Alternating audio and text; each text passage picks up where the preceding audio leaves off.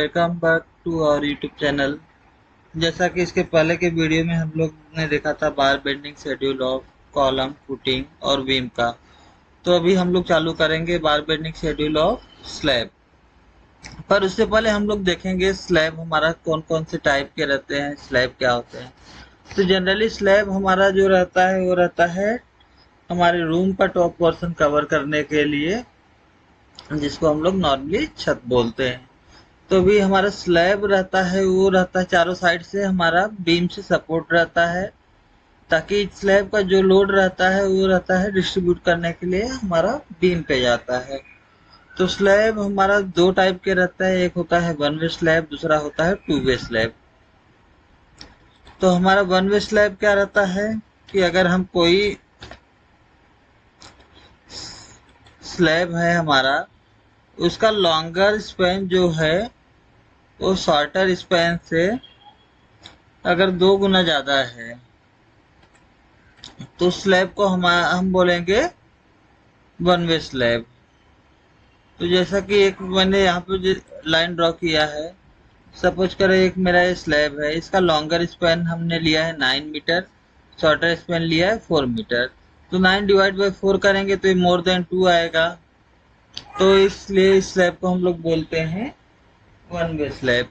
वही अगर हमारा कोई स्लैब रहा, ठीक है, दूसरा स्लैब रहा और इसका लॉन्गर स्पैन जो रहा, सपोज करो मैंने लॉन्गर स्पैन 9 मीटर लिया है और शॉर्टर स्पैन 6 मीटर, तो लॉन्गर स्पैन और शॉर्टर स्पैन का रेशियो लेस देन 2 रहा तो स्लैब को हम लोग बोलते हैं टू वे स्लैब। तो यहाँ पे आप देख पा रहे होंगे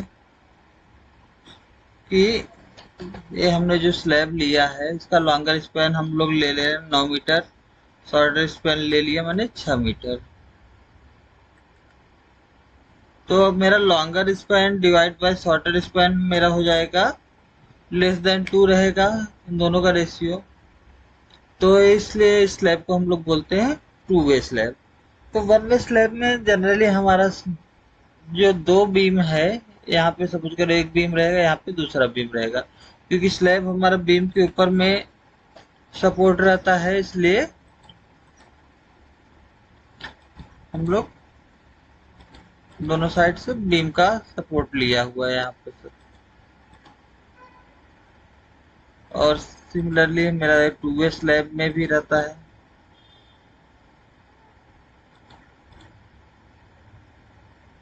क्योंकि यहाँ पे मेरा वन वे स्लैब में दो बीम के शॉर्टर डायरेक्शन में दो बीम के बीच में डिफरेंस हमारा बहुत कम है, इसके लिए हम लोग रेनफोर्समेंट जो इसका डिस्ट्रीब्यूट होएगा, लोड डिस्ट्रीब्यूट होता है, वो सिर्फ सिंगल डायरेक्शन में डिस्ट्रीब्यूट होता है। जबकि हमारा जो टू वे स्लैब रहेगा इसमें लोड डिस्ट्रीब्यूशन जो रहेगा वो रहता है दोनों डायरेक्शन में। तो यहाँ पे आप देख पा रहे हैं, जिससे कि आपको पता रहेगा कि हमारा जो रेनफोर्समेंट हम लोग प्रोवाइड करते हैं दो टाइप का रहता है। पहला होता है मेन रेनफोर्समेंट जो कि बेंड हुआ रहता है, ठीक है, और दूसरा होता है डिस्ट्रीब्यूशन रेनफोर्समेंट। मेन रेनफोर्समेंट जो हम लोग प्रोवाइड करते हैं इसका लार्जर डायमीटर रहता है एज कम्पेयर टू डिस्ट्रीब्यूशन बार। इसका मेन पर्पस ये रहता है कि सबसे ज्यादा लोड को डिस्ट्रीब्यूट करना, क्योंकि शॉर्टर स्पैन का लेंथ हमारा ज्यादा है, यहाँ पे सिंगल डायरेक्शन है, इसके लिए हम लोग मेन रेनफोर्समेंट प्रोवाइड करेंगे विथ लार्जर डायमीटर। और जबकि अपोजिट डायरेक्शन में रहेगा ये डिस्ट्रीब्यूशन बार रहता है।